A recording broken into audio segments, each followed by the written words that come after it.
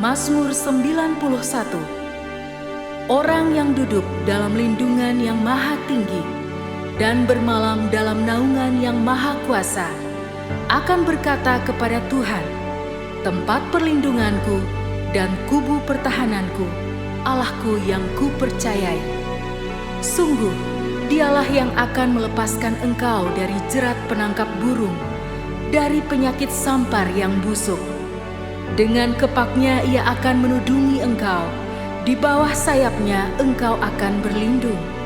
Kesetiaannya ialah perisai dan pagar tembok.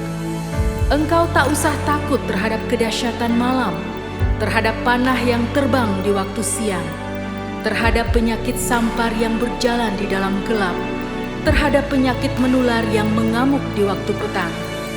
Walau 1.000 orang rebah di sisimu dan 10.000 di sebelah kananmu, tetapi itu tidak akan menimpamu. Engkau hanya menontonnya dengan matamu sendiri dan melihat pembalasan terhadap orang-orang fasik. Sebab Tuhan ialah tempat perlindunganmu, yang maha tinggi telah kau buat tempat perteduhanmu.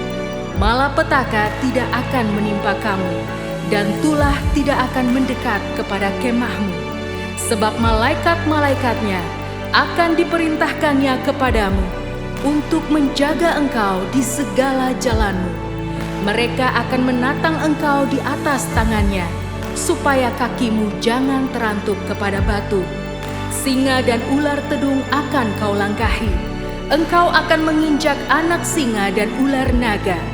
Sungguh, hatinya melekat kepadaku, maka aku akan meluputkannya.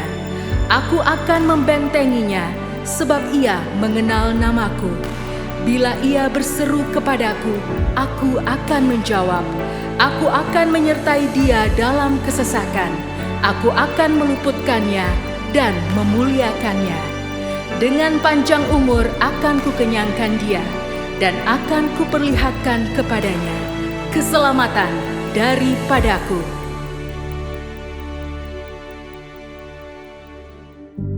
Shalom saudara, Tuhan Yesus dalam amanat agung meminta kita untuk memuridkan dan kita sendiri harus menjadi seorang murid.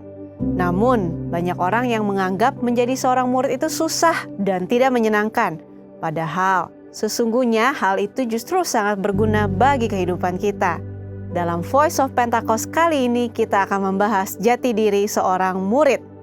Dalam bahasa aslinya, murid berarti seseorang yang belajar. Dalam Alkitab, memuridkan adalah cara untuk memperluas kerajaan Allah. Inilah yang Tuhan Yesus dan para muridnya lakukan selama pelayanannya di bumi ini. Tentunya, hal ini tidak berarti semua orang percaya harus menjadi guru atau pengkhotbah. Namun, sebagai murid, kita harus menjadi saksi melalui seluruh aspek kehidupan kita. Penelitian yang dilakukan oleh Russell McCann dan Marcia Webb menunjukkan bahwa orang yang rajin membaca dan merenungkan firman Tuhan cenderung lebih setia kepada Yesus dan kuat menghadapi tantangan. Sesuai dengan firman Tuhan yang berkata bahwa iman timbul dari pendengaran akan firman Tuhan. Jadi, kita harus lebih banyak membaca dan merenungkan firman Tuhan agar pola pikir dan iman kita lebih kuat dalam menghadapi pergumulan hidup kita. Selain itu, kita juga dihadapkan dengan bahaya pengajaran sesat sebagai pola serangan iblis yang dipakai sejak di Taman Eden hingga akhir zaman. Karena iblis adalah bapa pendusta dan metodenya adalah dengan tipu muslihat. Tipu muslihat harus dilawan dengan pedang roh, yaitu firman Tuhan. Namun ada orang-orang Kristen yang tidak terlalu suka dengan pengajaran karena dianggap sebagai sesuatu yang rumit dan membosankan. Akibatnya, ada orang Kristen yang menganggap pengalaman rohani lebih penting daripada pengajaran. Mari kita renungkan ilustrasi ini. Mana yang Anda pilih? Melihat sebuah laut dari tepi pantai atau melalui sebuah peta? Berada di tepi pantai dan melihat laut secara langsung tentu memiliki kesan yang menyenangkan dibandingkan saat melihatnya melalui sebuah kertas.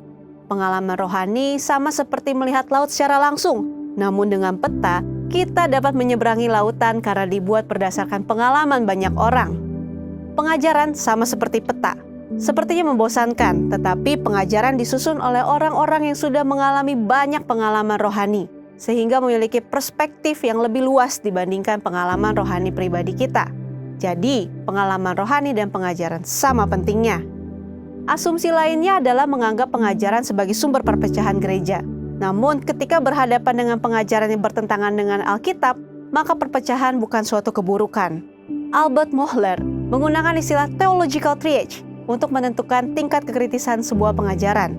Tingkat pertama, yang paling kritis, yaitu pengajaran dasar yang mempengaruhi keselamatan seseorang, seperti mengenai Alkitab adalah firman Tuhan, ketritunggalan Allah, ketuhanan Yesus, karya penebusan, keselamatan karena kasih karunia melalui iman hanya kepada Yesus Kristus.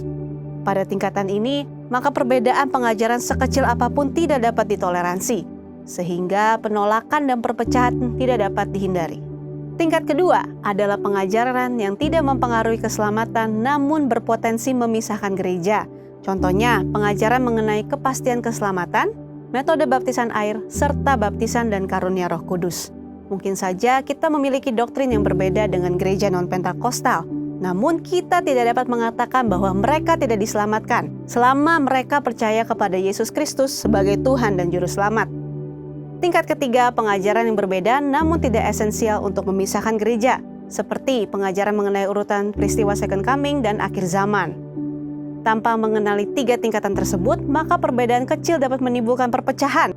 Atau di sisi lain, ada kompromi yang berbahaya terhadap pengajaran yang tidak sesuai dengan kebenaran firman Tuhan. Lalu, apa yang harus kita lakukan untuk menjadi seorang murid yang sejati? Mulailah dengan membaca Alkitab setiap hari, mendengarkan khotbah dan pengajaran yang sehat dari gereja, serta mengikuti kelas-kelas kom di gereja kita. Ingat, seorang murid itu belajar. Tuhan menegur bahkan mengutuk orang yang malas, termasuk yang malas belajar. Marilah kita bertekun dalam pengajaran dan Tuhan berjanji akan mempertajam telinga kita sebagai seorang murid. Saudara, untuk penjelasan lebih lengkapnya dari tim teologi kami, silakan buka link yang ada di atas atau scan QR Code yang tersedia. Tuhan Yesus memberkati.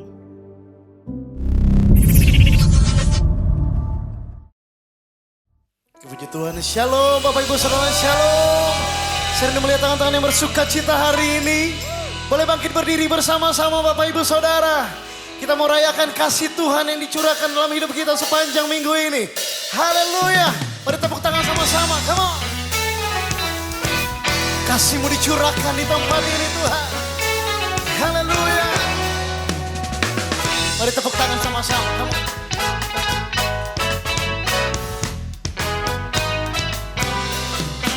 Kau sangat baik dalam hidup kami Tuhan. Kami mau bernyanyi bersama-sama di tempat ini. Kasih Allah tak berkesudahan, selalu baru setiap pagi. Rahmat-Nya pun tak pernah berakhir seumur hidupku. Kasih Allah, kasih Allah tak berkesudahan, selalu baru setiap pagi. Rahmat-Nya pun tak pernah berakhir seumur. Mari yang bersuka cita sama-sama. Dengan sukacita ku kan menari, dengan sorak-sorai memuji. Ku naikkan pujian, haleluya, nyanyi bagi Dia Sang Raja, nyanyi bagi Dia Sang Raja. Mari bersama-sama nyanyikan. Kasih Allah tak berkesudahan, selalu baru setiap pagi. Rahmat-Nya pun tak pernah berakhir. Mari bersama-sama gereja Tuhan. Dengan sukacitaku kan menari, hey, dengan sorak-sorai memuji. Ku naikkan pujian, haleluya, nyanyi bagi Dia Sang Raja, nyanyi bagi Dia. Lebih lagi bersama-sama. Oh, dengan sukacitaku kan menari, dengan sorak-sorai memuji.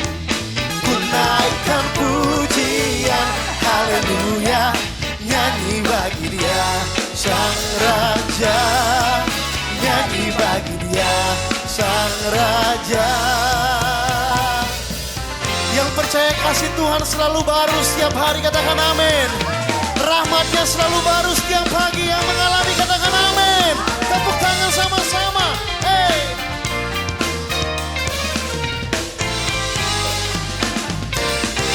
Dengan sukacita ku kan menari. Come on. Dengan sorak-sorai memuji, ku naikkan pujian, haleluya. Nyanyi bagi dia, nyanyi bagi dia, nyanyi bagi dia. Dengan sukacita, dengan sukacita, ku menari, ku memuji, ku naikkan pujian, haleluya. Nyanyi bagi dia, Sang Raja. Nyanyi bagi dia, nyanyi bagi dia, nyanyi bagi dia, Sang Raja. Selamanya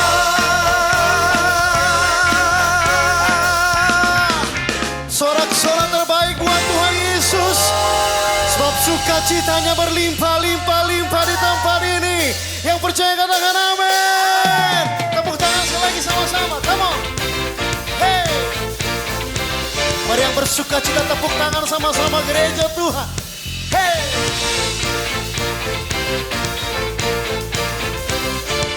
Mari nyanyikan. Dalammu ku temukan sukacita. Dunia takkan sanggup untuk berikan. Segala bebanku pun digantikan selama ku ada. Yang bersukacita angkat kedua tangan sama-sama. Come on. Kaulah sukacita, pengharapan dan kehidupan. Kau beri kekuatan, haleluya. Bersukacita selamanya, haleluya. Kami bersukacita di tempat ini Tuhan. Katakan, kau ada mendampingi setiap langkahku. Wow, haleluya. Berikan kekuatan dengan rohmu. Sebab janjimu Tuhan, janjimu yang telah menuliskan. Ku punya rancangan bersama-sama. Come on. Kaulah sukacita, pengharapan dan kehidupan. Kau beri kekuatan, lebih lagi. Kaulah sukacita, pengharapan dan kehidupan. Kau beri kekuatan, haleluya. Bersukacita selamanya. Yang percaya berjalan bersama Tuhan Yesus pasti bersukacita, katakan amin. Haleluya, sebab kasih-Nya berlimpah-limpah atas kita. Yang mengalami katakan yes. Haleluya, tepuk tangan sama-sama. Hey. Come on sing. Oh oh oh oh oh. Oh oh oh oh oh oh. Ooh, yeah yeah yeah yeah. Oh oh oh oh oh. Oh oh oh oh oh oh. Angkat tanganmu, come on. Kaulah sukacita, haleluya. Dan kehidupan alami. Umat Tuhan siap terima sukacita lebih lagi. Come on. Kaulah sukacita, pengharapan dan kehidupan. Kau beri kekuatan. Sekali lagi, sekali lagi.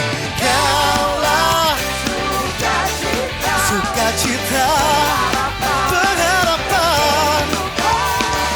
Kau beri kekuatan.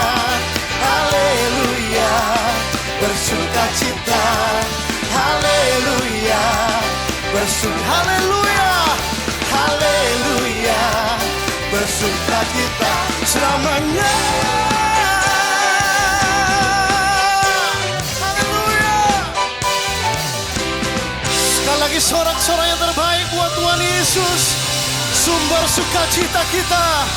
Hadir di tengah-tengah kita, sorak-sorai lebih lagi, haleluya. Sekali lagi tanpa musik, tepuk tangan yang luar biasa buat Tuhan Yesus. Haleluya. Kau hadir di tengah-tengah kami. Kami bersukacita Tuhan. Selama Tuhan di sisi kami, kami terus bersukacita Tuhan. Kami mau menyembah-Mu. Kami mau memuji-Mu di tempat ini.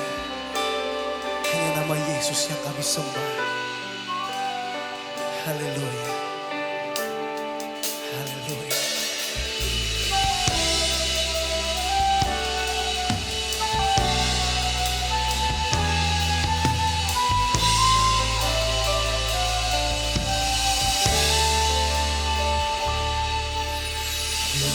Yesus, Kau sungguh baik. Yesus, nama-Mu indah. Yesus, ku cinta Kau selalu. Ku tinggikan, ku agungkan selamanya. Yesus, Kau sungguh baik. Yesus, nama-Mu indah.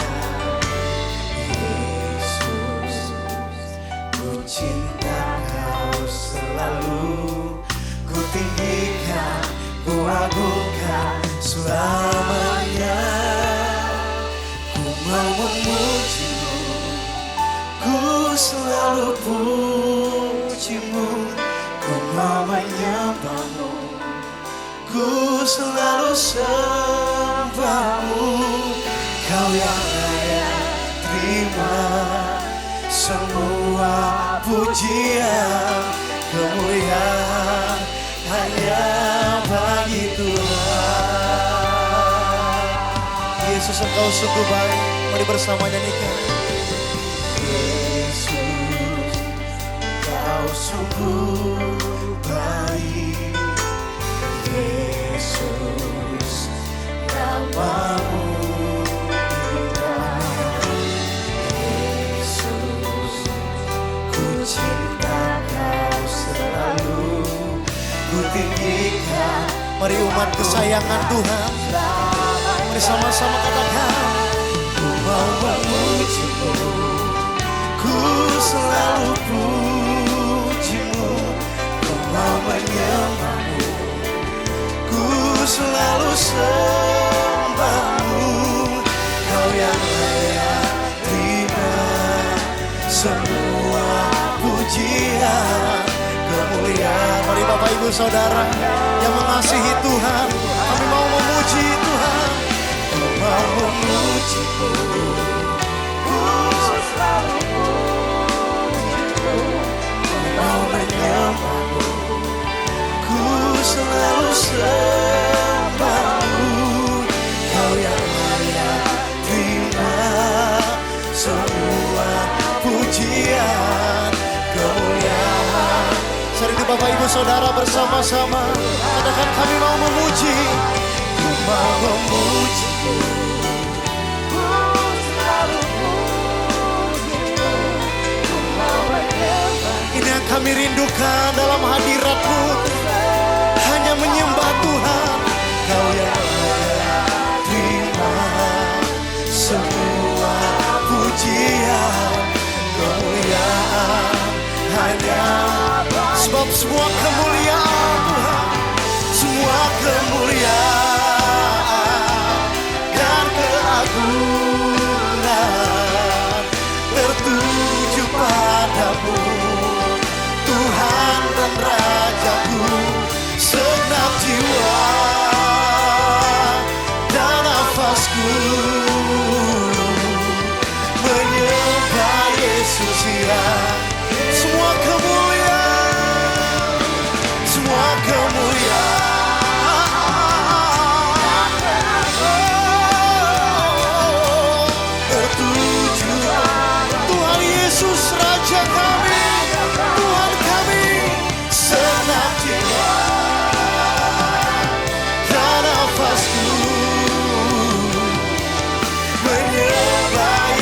pujian hidupku.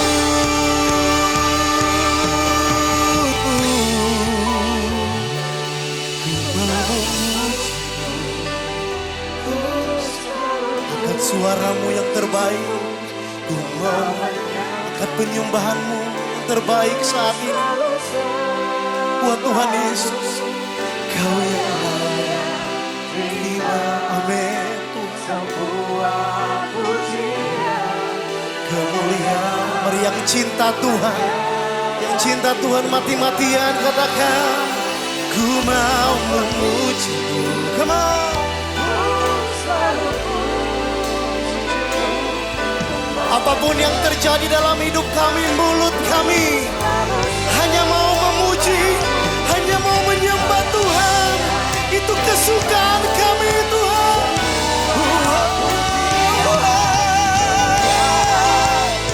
Angkat tangan bersama-sama. Come on. Ku mau memuji-Mu, ku selalu puji-Mu.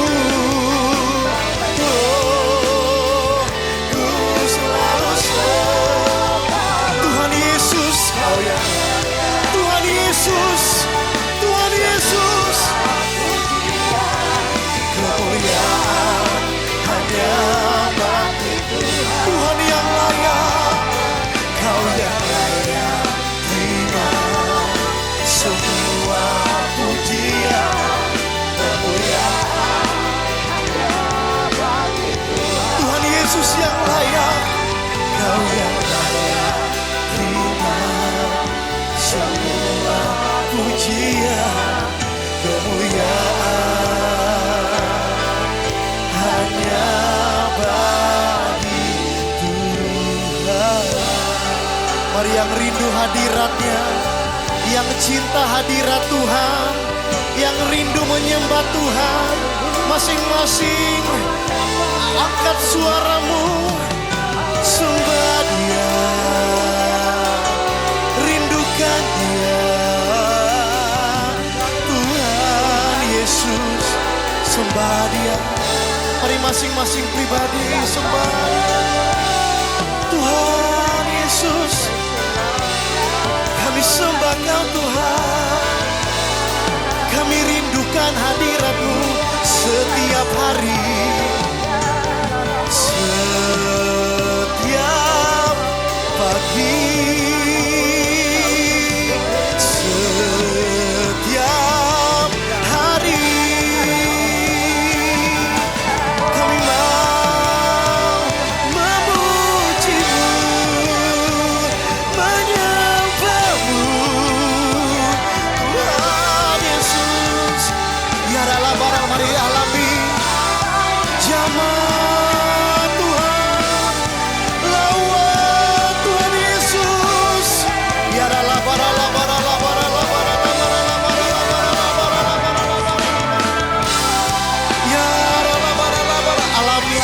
alami Tuhan Yesus, alami Tuhan saat ini. Ya dalam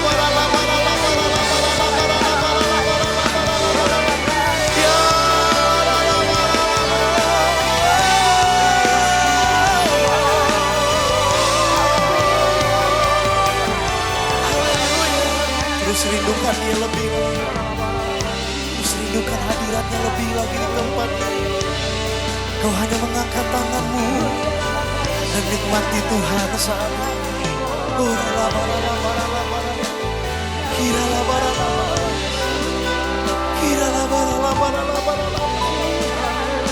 Bapa, Tuhan Yesus, Tuhan Yesus, zaman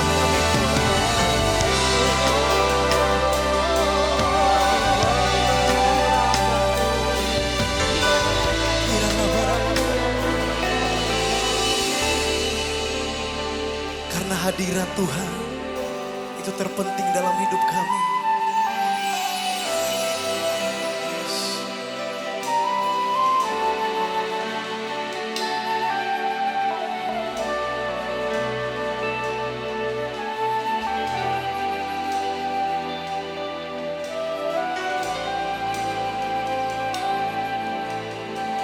Tuhan Yesus,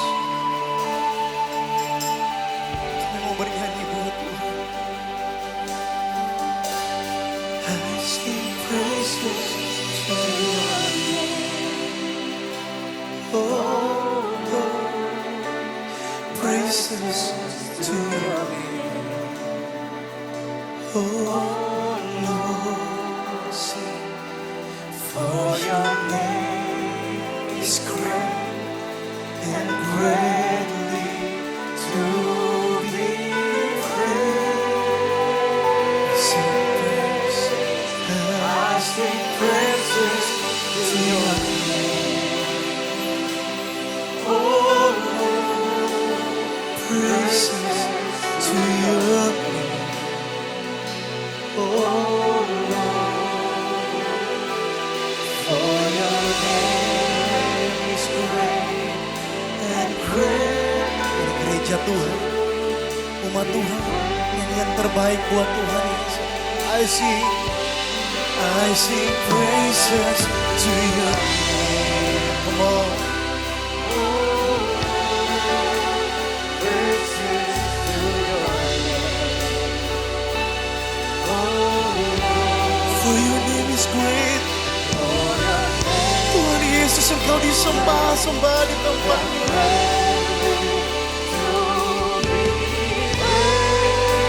Sing praises to your name.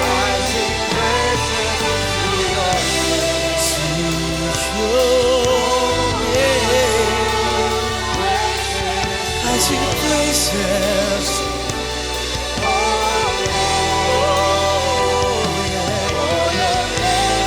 Umat Tuhan, angkat tanganmu, angkat suaramu. I sing praise to your name. I sing praise to your name.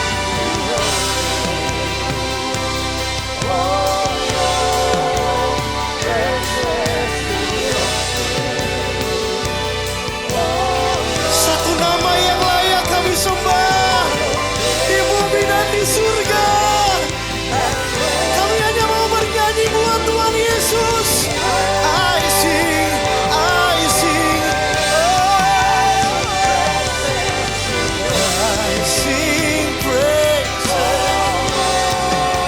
praises to your name. Oh, for your name is good. Hallelujah. To be. Mari angkat kedua tangan kita bersama. I sing praises to your name. Oh, praises to your name. Oh.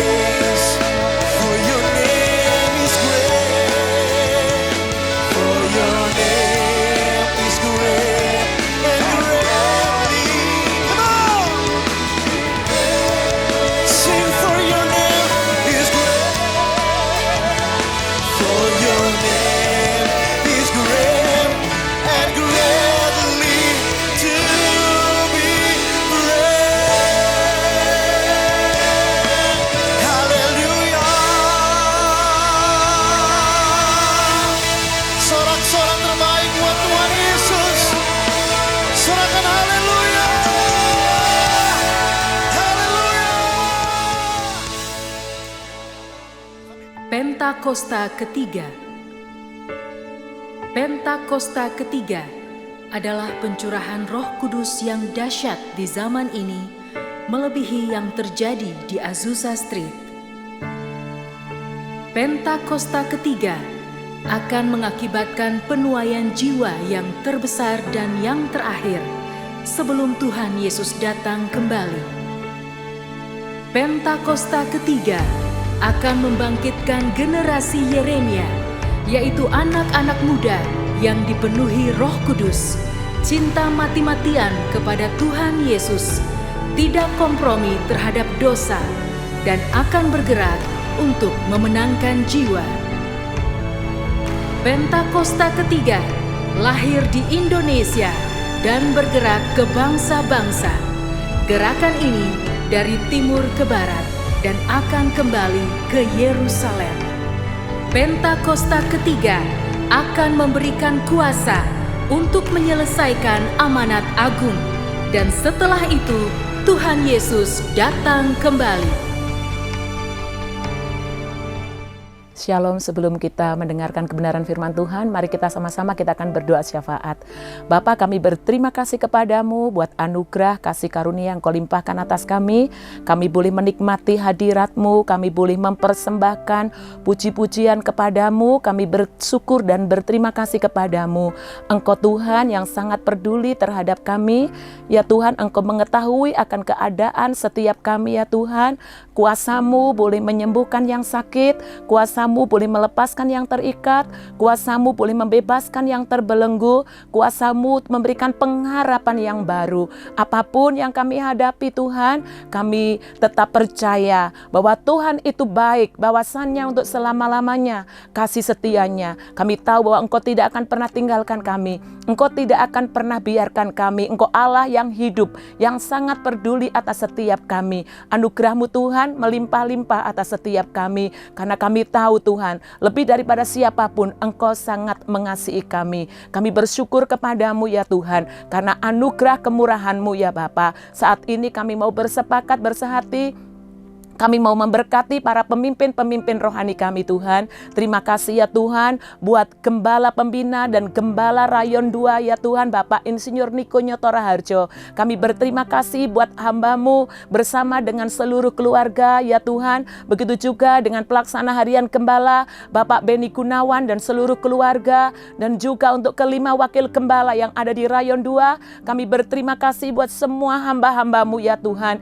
Biarkanlah perlindungan Tuhan menyertai mereka dimanapun hamba-hamba-Mu berada. Engkau senantiasa menuntun dan Engkau senantiasa memimpin. Tuhan yang memelihara kehidupan hamba-hamba-Mu agar roh dan jiwanya Tuhan terpelihara sempurna. Biar para pemimpin-pemimpin kami dapat mengerjakan apa yang harus dikerjakan untuk membawa gereja-Mu ini Tuhan boleh menjadi gereja yang boleh diberkati oleh Tuhan, gereja yang membawa dampak ya Tuhan. Kami berterima kasih kepadamu, berkati semua para pemimpin-pemimpin kami. Kekuatan roh-Mu boleh memenuhi mereka, memampukan mereka melakukan apa yang menjadi kehendak-Mu. Biar seluruh hamba-hamba-Mu dan seluruh keluarganya senantiasa boleh hidup menikmati akan anugerah dan kemurahan-Mu. Dan Engkau membawa mereka untuk semakin lekat dengan Engkau. Kami menyerahkan hamba-hamba-Mu ke dalam tangan kuasa-Mu. Dan semua para pelayan-pelayan-Mu ya Tuhan. Biarkanlah sungguh hari-hari ini terus boleh dikuatkan dengan kekuatan daripada Roh Kudus-Mu ya Tuhan. Kami berterima kasih kepada saat ini kami satukan hati kami untuk kami memberkati bangsa kami Indonesia, bangsa yang Engkau kasihi ya Tuhan. Berkati Presiden kami Bapak Prabowo Subianto, juga wakilnya Bapak Gibran, dan semua kabinet merah putih dan semua jajaran pemerintahan dari pusat sampai daerah, TNI, Polri, semua pejabat-pejabat pemerintahan yang ada. Tuhan, hikmat-Mu turun atas mereka, biarkanlah roh takut akan Tuhan turun atas mereka. Berkatilah para pemimpin-pemimpin bangsa kami, agar mereka dimampukan melakukan segala tanggung jawab mereka, ya Tuhan, untuk boleh membawa bangsa ini dalam kemajuan. Ya Tuhan, Kau berkati mereka, lindungi mereka di dalam nama Tuhan Yesus Kristus. Dan kami menyerahkan bangsa kami, bangsa Indonesia, ke dalam tangan kuasa-Mu. Tuhan, Engkau berdaulat atas Indonesia. Nyatakanlah kemuliaan-Mu atas bangsa ini Bapa. Biarkanlah sungguh bangsa ini memperoleh anugerah kemurahan-Mu, memperoleh perlindungan-Mu Tuhan. Kau menolong bangsa ini dalam melewati berkati segala persoalan yang ada. Ya Tuhan, luputkan bangsa kami dari krisis ekonomi, luputkan bangsa kami Tuhan dari bencana alam, luputkan bangsa kami dari segala yang jahat. Perlindungan-Mu turun atas Indonesia, dari Sabang sampai Merauke, dari Talaut sampai ke Pulau Rote. Biarkanlah ada perlindungan Tuhan di dalam nama Tuhan Yesus Kristus, dan nyatakanlah kemuliaan-Mu atas Indonesia ya Tuhan. Biar penuaian besar-besaran terjadi, pertobatan besar-besaran terjadi atas Indonesia, hingga tiap lutut bertelut dan tiap lidah mengaku bahwa Yesus Kristus adalah Tuhan. Nyatakanlah kemuliaan-Mu atas Indonesia. Berkatilah bangsa kami dengan berkat yang terbaik daripada-Mu ya Bapa. Baik udaranya, baik airnya, ya Tuhan, baik tanahnya ya Tuhan, Kau berkati Bapa. Dan biarkanlah damai sejahtera-Mu turun atas Indonesia. Ya Tuhan, damailah Indonesiaku, dari Sabang sampai Merauke, dari Talaut sampai ke Pulau Rote. Indonesia damai, Indonesia aman, Indonesia diberkati. Di dalam nama Tuhan Yesus Kristus kami berdoa dan mengucap syukur. Tuhan, kalau sebentar kami mau dengar kebenaran daripada firman-Mu, Engkau mengurapi hamba-Mu yang akan menyampaikan firman-Mu ya Bapa. Biarkanlah sungguh Tuhan firman-Mu boleh memberkati setiap kami. Di dalam nama Tuhan Yesus Kristus kami berdoa dan mengucap syukur. Haleluya. Amin. Puji Tuhan, selamat siang Bapak Ibu, Shalom. Salam sejahtera buat kita semua ya.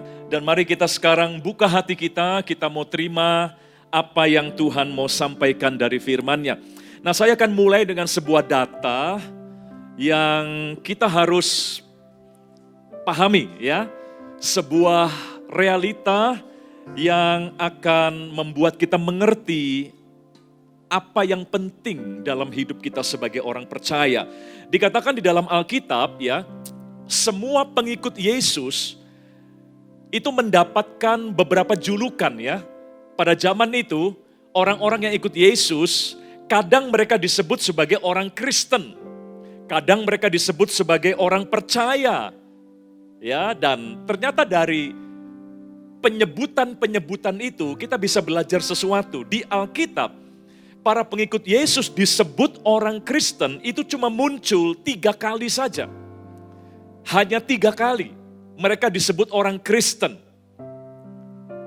Nah, kemudian ada penyebutan lain yang lebih sering disematkan kepada mereka yang mengikut Yesus, yaitu orang-orang memanggil mereka sebagai orang percaya, believers. Nah, penyebutan sebagai orang percaya itu muncul 15 kali di Alkitab. Ini data dari Alkitab bahasa Inggris ya, bukan Alkitab yang Lembaga Alkitab Indonesia. Nah, jadi rupanya tidak semua orang Kristen dipanggil sebagai orang percaya. Ya, makanya kita sebagai orang Kristen jangan merasa kalau Kristen sudah pasti percaya. Enggak juga. Karena ada banyak orang Kristen ngakunya Kristen, tapi enggak percaya sama Tuhan.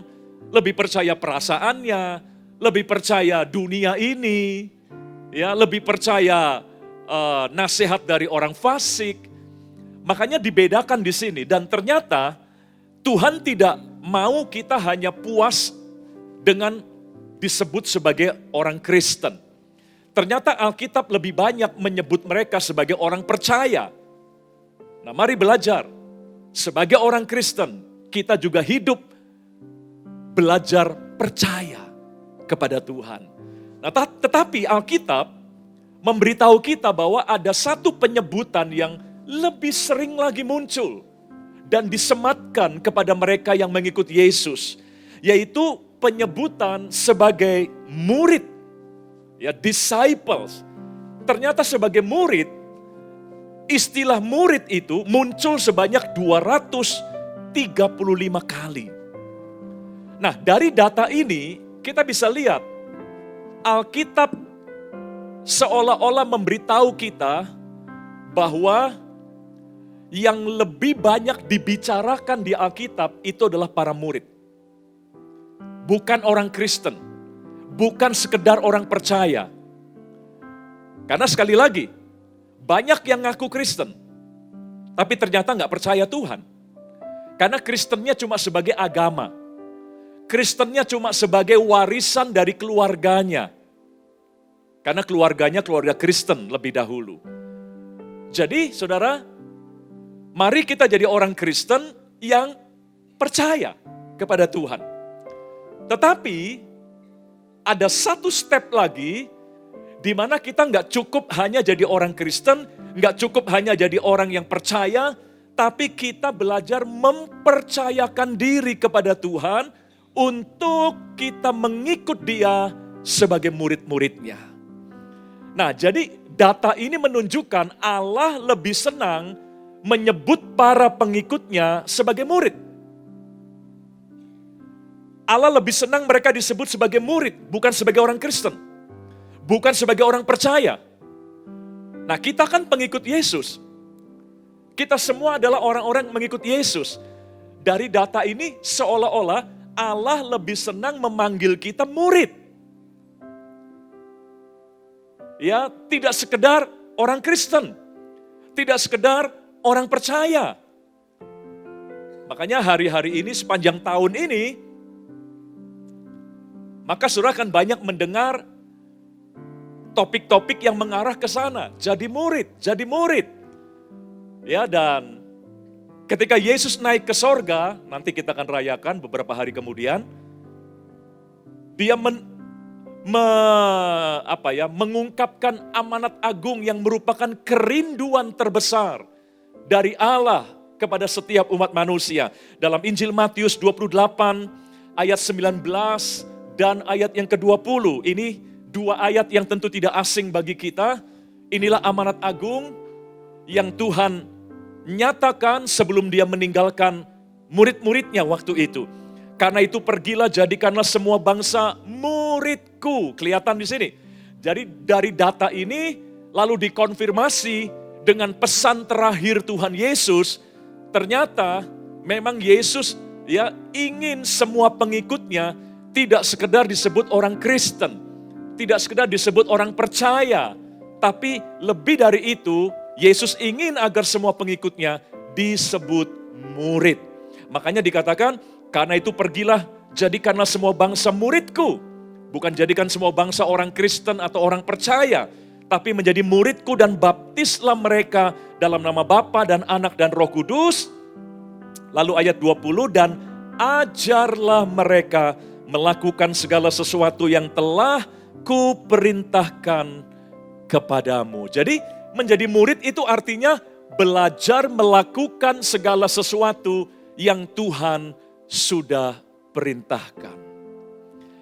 Artinya menjadi murid bukan berarti kita harus sekolah, kalau bisa ya puji Tuhan, tapi nggak harus selalu itu. Ya, menjadi murid itu artinya belajar melakukan apa yang Tuhan perintahkan kepada kita. Jadi status murid bukan status akademis. Artinya kita harus terdaftar sebagai murid di sekolah Alkitab mana, di seminari mana, ya, di program PA mana, bukan. Murid di sini itu bukan soal status akademis. Tapi murid di sini itu soal gaya hidup, lifestyle. Dari orang Kristen, gaya hidup dari orang percaya yang belajar melakukan apa yang Tuhan perintahkan kepada mereka. Nah, saudara mari ya, kita juga diminta Tuhan untuk hidup sebagai murid. Tidak cukup hidup sebagai orang Kristen saja. Memang menjadi Kristen luar biasa, kita sadar kita ditebus, kita diampuni, kita jadi anak-anaknya.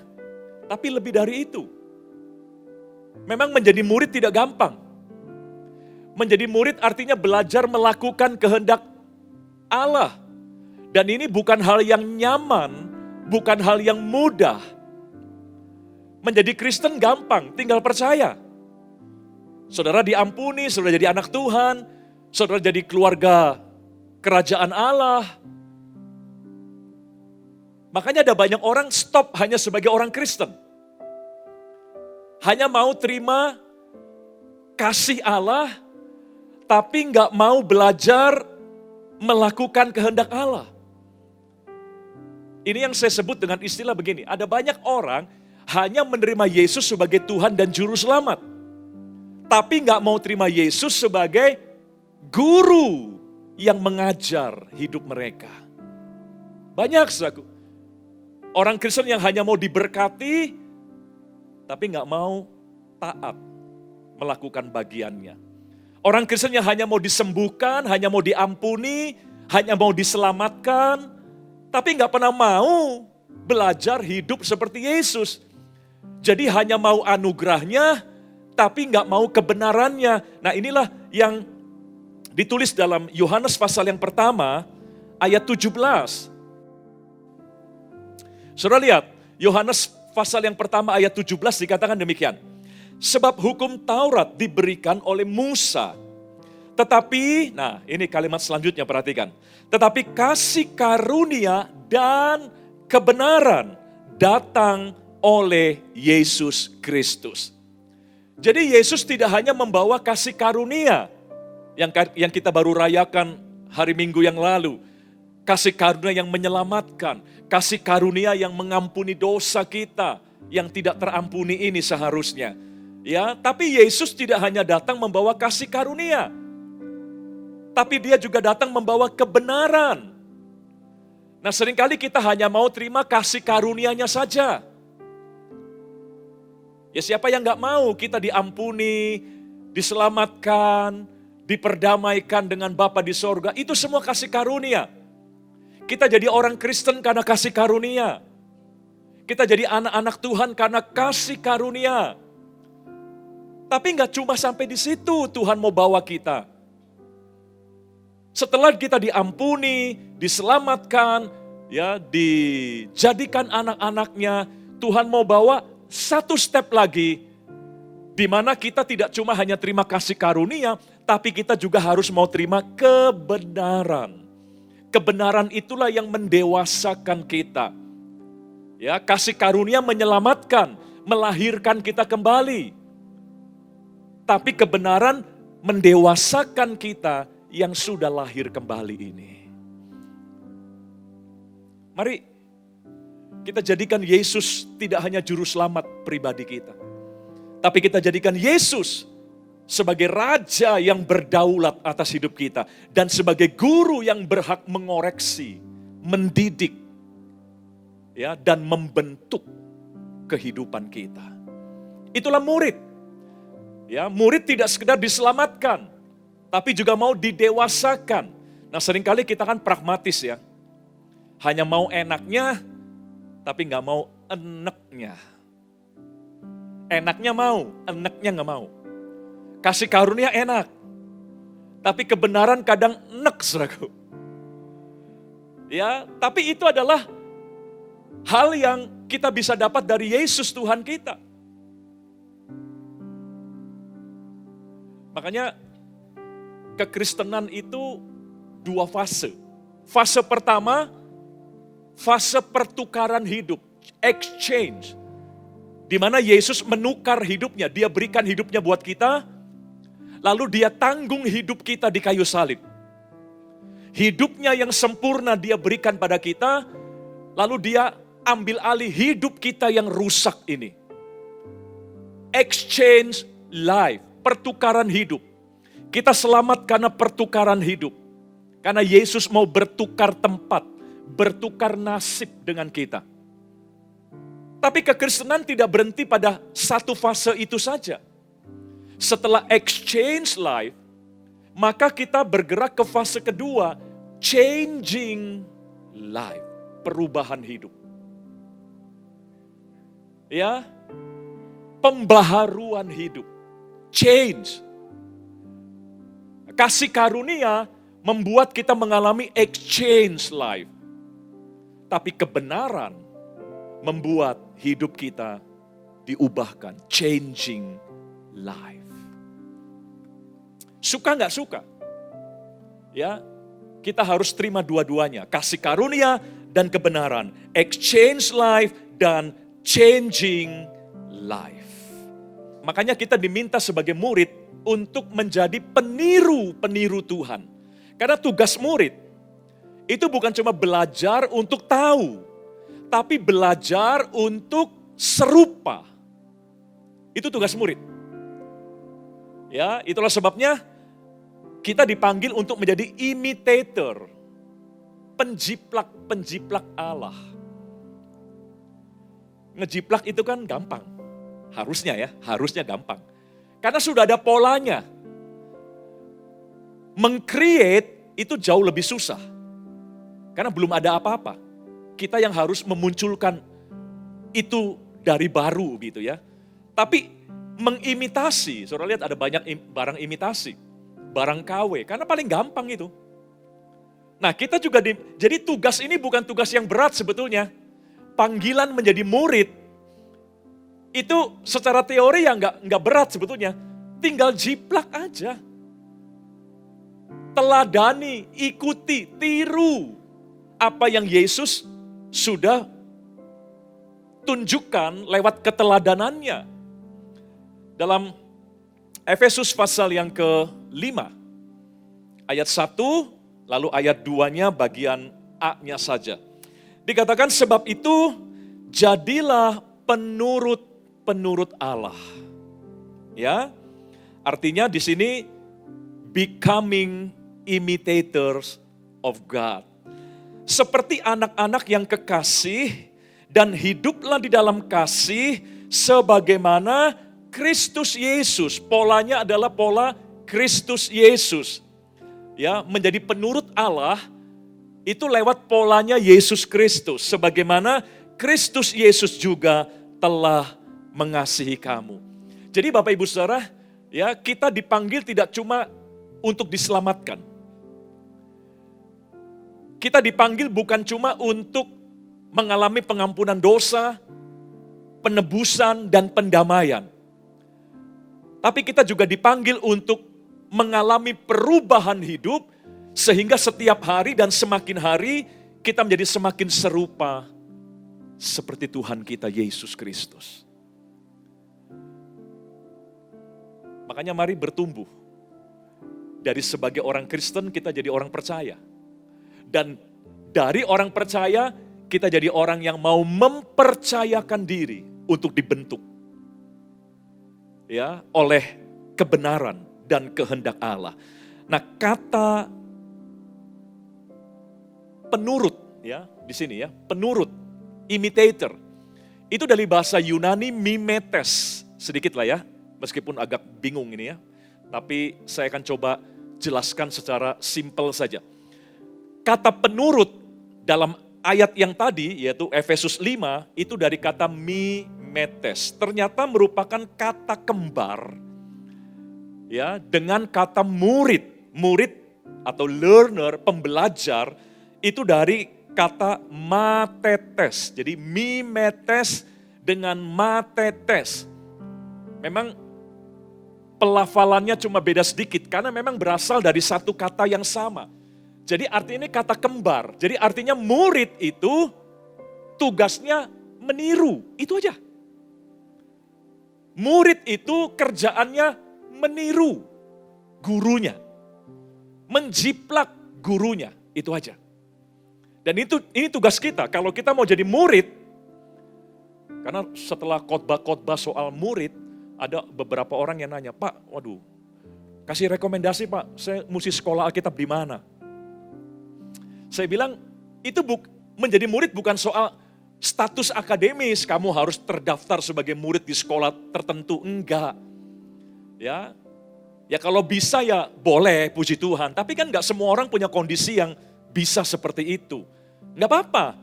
Bukan berarti kalau saudara enggak bisa sekolah Alkitab, saudara enggak bisa jadi murid Tuhan. Ya, ada orang yang bilang, aduh Pak, saya enggak pernah punya waktu buat ikut kom. Ya sayang sih, sayang. Tapi bukan berarti orang-orang seperti itu enggak bisa jadi murid Tuhan. Karena murid bicara soal lifestyle. Soal kemauan kita meniru guru kita. Ya, matetes, murid. Itu sama dengan mimetes, peniru dari gurunya. Nah ini penting. Kalau kita nggak mau niru Tuhan, dengar, kalau kita nggak mau niru Tuhan, maka dunia akan memaksa kita meniru dunia. pilihannya hanya dua itu. Kalau kita nggak niru Tuhan, tanpa sadar, kita meniru dunia. Ini ada dalam kitab Roma pasal 12, ayat yang kedua, bagian A saja. Ya, Roma 12 ayat 2, dikatakan demikian. Janganlah kamu menjadi serupa dengan dunia ini. Nah, kita kan diminta serupa seperti Kristus. Tapi istilah yang sama digunakan oleh Rasul Paulus, ada orang-orang yang justru menjadi serupa dengan dunia. Nah, kata serupa di sini menggunakan bahasa Yunani siskaimatize. Ya, siskaimatize artinya dicetak, dipatrun, atau disesuaikan, dikondisikan seperti dunia. Nah, atau pengertian lain dididik, dimuridkan oleh dunia. Jadi saudaraku, tanpa sadar nih, dunia ini memuridkan kita tanpa sadar. Ya, akhirnya kita baru ngeh, iya ya, kok cara pikir saya kok kayak orang dunia ya. Nah, ada yang akhirnya sadar, puji Tuhan. Iya ya, kok emosi saya kayak orang dunia ya. Sering kan kita menyadari, aduh saya bedanya apa nih sama orang dunia. Nah, itu tanda dunia sudah berhasil memuridkan kita. Dalam hal ini tidak ada zona netral. Oh, saya nggak mau dimuridkan siapa-siapa kok. Ya, dunia juga enggak, Kristus juga enggak ada zona netral. Dua kerajaan ini punya pengaruh untuk memuridkan manusia. Kerajaan terang dan kerajaan dunia ini. Makanya kalau kita nggak memutuskan untuk menjadi murid Kristus, otomatis saudara memilih dimuridkan oleh dunia. Kalau kita nggak mau meneladani Kristus, kita nggak mau meniru kehidupan Kristus, meskipun kita nggak pilih, tapi otomatis kita memilih meniru dunia dan dimuridkan oleh dunia. Jadi bukan cuma Allah yang mau bentuk kita, dunia pun ingin bentuk hidup kita. Dunia pun ingin cetak kehidupan kita seperti yang mereka mau. Dan bahaya kalau kita menjadi serupa dengan dunia, ingat, dunia akan dihancurkan pada akhirnya. Alkitab berkata dunia sedang menuju kepada kehancurannya. Otomatis kita yang serupa seperti dunia, maka kita pun akan tertuju kepada fase itu, penghancuran. Makanya kita diingatkan siang hari ini. Kita harus ambil keputusan untuk meniru Allah melalui kehidupan Yesus Kristus Tuhan kita. Sebab kalau tidak mengambil keputusan seperti itu, maka saudara sedang memberi ruang untuk dunia memuridkan kita. Dan kalau kita jadi murid dunia, kita akan ikut dihancurkan, menuju pada kehancuran seperti yang akan dialami oleh dunia ini. Makanya mari saudaraku, buatlah keputusan yang bijak hari ini. Sekalipun tidak nyaman, sekalipun tidak mudah, ya, karena daging kita akan memberontak, daging kita akan memilih untuk tidak meniru Allah. Memang meniru dunia kelihatannya lebih enak. Saudara akan banyak dapat teman, dapat dukungan banyak dari sistem dunia ini. Sebaliknya kalau kita meniru Allah, sepertinya kita melawan arus. Bahkan sepertinya kita punya resiko banyak. Tapi memang itulah yang harus kita hadapi. Ya. Meniru dunia awalnya enak, tapi ujungnya kehancuran. Karena nasib dunia sudah ditentukan akan dihancurkan. Ya, jadi mari jangan cuma lihat yang sesaat, tapi lihat ujungnya kemana. Ya, endingnya kemana. Jangan asal mengalir. Nah, saya nggak setuju dengan prinsip, ngalir aja lah. Lo ngalir kalau nyampenya ke tempat yang baik ya oke. Tapi kalau cuma sekedar ngalir tapi nggak mempertimbangkan akan berujung di mana, jangan. Memang gampang, ngalir aja lah. Itu kan lebih gampang ya, nggak usah pusing-pusing, gak usah capek-capek, ikutin aja lah. Memang enak, tapi resikonya ujungnya kemana begitu. Ya, jadi saudara sedang diperebutkan oleh dunia dan oleh kerajaan Allah. Dua-duanya ingin membentuk hidup kita. Dua-duanya ingin memuridkan kita. Sekarang tergantung kita. Kita pilih yang mana. Ada cerita tentang murid-murid Yesus. Ketika mereka diadili, diinterogasi, ya, akibat hidup mereka tuh jadi viral begitu ya. Para pengikut Yesus, karena mereka bukan sekedar orang Kristen, mereka bukan sekedar orang percaya, tapi mereka menjadi murid. Akhirnya ya kehidupan yang terinspirasi oleh keteladanan Yesus itu akhirnya punya dampak yang luar biasa, sehingga beberapa murid akhirnya dipanggil ya untuk diinterogasi oleh mahkamah agama. Nah, ini ada catatan dalam Kisah Rasul 4 ayat 13 menarik sekali. Kita lihat aja. Ketika sidang itu melihat keberanian Petrus dan Yohanes dan mengetahui bahwa keduanya orang biasa. Jadi yang mereka tahu, ini dua orang ini orang biasa. Nah, kata biasa dalam bahasa Inggrisnya adalah orang-orang yang tidak profesional, unprofesional. Jadi artinya yang menyidang mereka lebih hebat dibanding dua orang ini. Seharusnya persidangan itu gampang untuk mendakwa dua orang ini. Karena dua orang ini lebih polos. Nggak ngerti trik, nggak ngerti politik. Sementara orang yang ada di persidangan itu orang-orang yang sangat menguasai dunia politik dan trik-trik seperti itu. Tapi lihat, sekalipun mereka orang biasa yang tidak terpelajar, tapi Petrus dan Yohanes membuat geger persidangan yang ada. Membuat orang-orang yang mengadili mereka terkagum-kagum, amazing. Ya, heranlah mereka. Nah, di tengah keheranan mereka hanya bisa menyimpulkan bahwa dua orang ini ternyata bukan orang sembarangan. Ya, bukan karena dua orang ini terpelajar, tidak. Tapi karena dua orang ini bergaul bersama Yesus. Saya ulangi ya, ketika sidang itu melihat keberanian Petrus dan Yohanes dan mengetahui keduanya orang biasa yang tidak terpelajar, heranlah mereka. Dan mereka mengenal keduanya sebagai pengikut Kristus.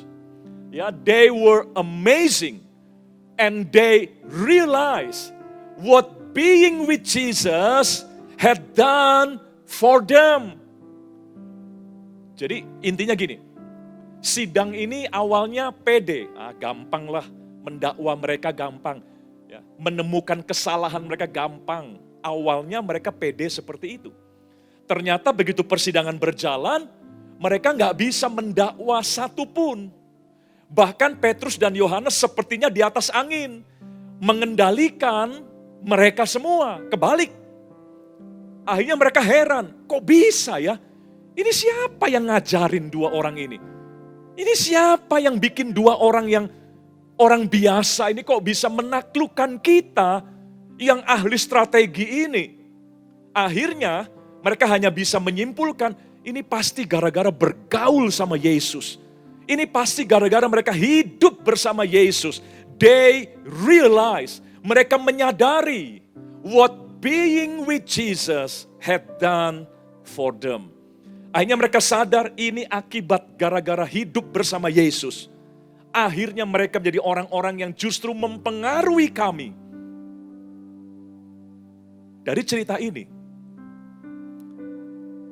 kita mendapat satu pengertian. Hidup bersama Yesus itu enggak cuma menyelamatkan, tapi mengubahkan seseorang. Ini dua orang yang akhirnya bisa membuat keadaan jungkir balik begitu. Ini dua orang yang akhirnya bisa membuat banyak orang terkagum-kagum. Kenapa dua orang ini bisa seperti itu? Karena mereka bergaul bersama Yesus. Mereka hidup bersama Yesus. Inilah akibatnya, ya.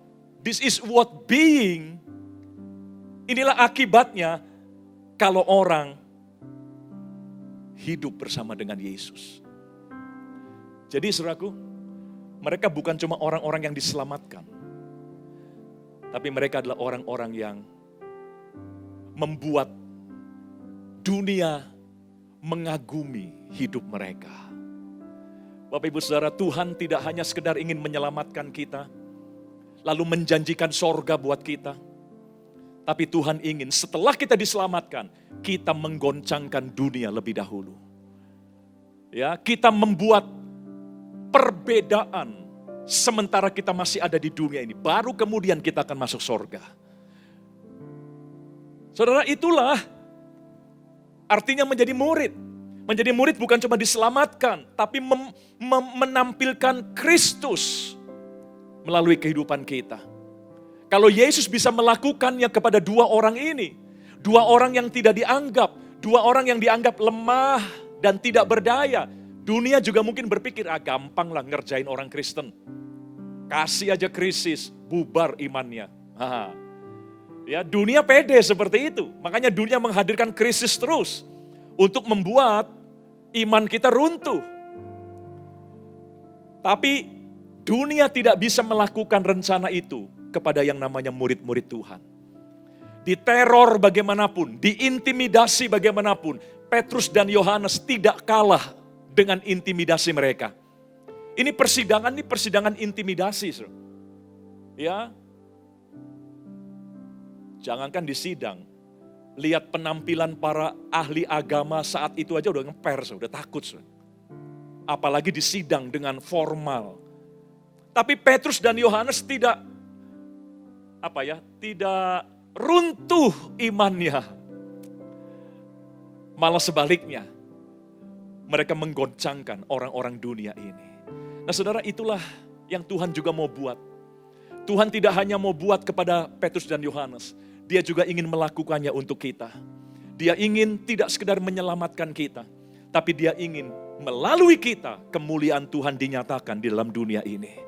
Ya, mari beri tepuk tangan bagi Tuhan. Jadi yang kita terima dari Tuhan bukan cuma keselamatan, tapi juga perubahan hidup. Biar tetanggamu juga punya komentar yang sama. Ini siapa ya? Saya tahu dulunya dia gimana. Saya tahu backgroundnya, kok sekarang lain ya? Dan dalam kebingungan mereka cuma bisa simpulkan satu. Ini gara-gara sering ke gereja nih kayaknya nih. Ini gara-gara sering nyebut nama Yesus nih kayaknya nih. Ini gara-gara dia mulai sungguh-sungguh sebagai orang Kristen. Mari kita buat mereka bertanya-tanya, seperti sidang ini bertanya-tanya. Ini siapa nih yang rubah mereka? Akhirnya dalam kebingungan mereka hanya tahu, ini gara-gara hidup bersama Yesus. Mereka berubah seperti itu. Saya tutup dengan dua statement. Statement yang pertama dari seorang hamba Tuhan namanya Paul Washer. Dia bilang begini, if Jesus has not changed your life, so the Jesus you met is another Jesus. Artinya kalau Yesus tidak mengubah hidupmu, berarti engkau berjumpa dengan Yesus yang lain ini. Karena Yesus yang sejati, ketika engkau berjumpa dengan Yesus yang sejati, hidupmu pasti berubah, harusnya begitu. Hidup kita nggak cuma diselamatkan, tapi diubahkan. Makanya kalau ada orang Kristen yang ngaku diselamatkan oleh Yesus, tapi hidupnya nggak berubah, hamba Tuhan ini dengan lantang berkata, berarti Yesus yang kamu jumpai, yang kamu sebut-sebut, itu bukan Yesus yang sejati. Mungkin Yesus yang dari Filipina, dari Spanyol, dari Brazil, karena ada banyak nama Yesus di negara-negara itu. Ya, jadi seharusnya orang yang berjumpa dengan Yesus itu nggak cuma diselamatkan, tapi diubahkan. Statement terakhir adalah statement yang menyedihkan dari seorang negarawan India, Mahatma Gandhi. dia pernah tertarik kepada kekristenan. Dia pernah jujur terbuka, mengagumi sosok Yesus Kristus. Sekalipun dia orang agama lain. Ya, dia nggak takut anak buahnya menyerang dia. Dia nggak takut ya kehilangan pengaruh dan jabatannya sebagai tokoh masyarakat. Aku mengagumi Yesus Kristusnya orang Kristen. Tapi kenapa dia nggak jadi Kristen? Padahal dia kagum sama Yesus. Karena dia kecewa dengan orang-orang Kristen yang ada di India. Memang orang-orang Kristen yang ada di India waktu itu adalah para penjajah, orang-orang Eropa yang datang ke India ya untuk menjajah, menindas bangsa India. Jadi dia lengkapnya statement dia bilang, ya, I like your Christ, but I don't like your Christian. Saya suka Kristusmu, tapi saya tidak suka orang Kristen. Ini berarti orang Kristen tidak seperti Kristus. Inilah tragedi yang pernah terjadi. Orang-orang Kristen hanya puas diselamatkan oleh anugerah, kasih karunia, tapi nggak mau terima kebenaran dari Kristus. Akibatnya mereka Kristen, tapi mereka tidak menjadi berkat bagi orang lain. Sehingga Gandhi menengadah ke langit dan berkata, bukan aku yang tidak mau datang kepadamu, tapi umatmu sendiri yang menjadi batu sandungan untuk aku datang kepadamu. Ya, I like your Christ, I don't like your Christian, because your Christian are so unlike your Christ. Karena orang Kristen sangat berbeda dengan Kristus yang saya pelajari. Semoga itu hanya bagian dari sejarah yang sudah lewat. Sekarang amanat agung dipercayakan kembali kepada kita. Mari ya, jadilah orang-orang yang tidak hanya senang diselamatkan, tapi juga mau diubahkan lewat proses yang memang tidak nyaman. Tapi kebenaran itu akan mengubahkan hidup kita. Kasih karunia menyelamatkan, kebenaran mengubahkan. Mari angkat tangan kita semua. Terimalah berkat Tuhan. Kasih karunia yang berlimpah-limpah dari Allah Bapa dalam anak yang tunggal Yesus Kristus. Persekutuan yang manis dengan Roh Kudus menyertai kita semua mulai hari ini. Sampai Tuhan Yesus datang menjemput kita di awan-awan dan bahkan sampai selama-lamanya. Yang percaya bersama-sama katakan, Amin.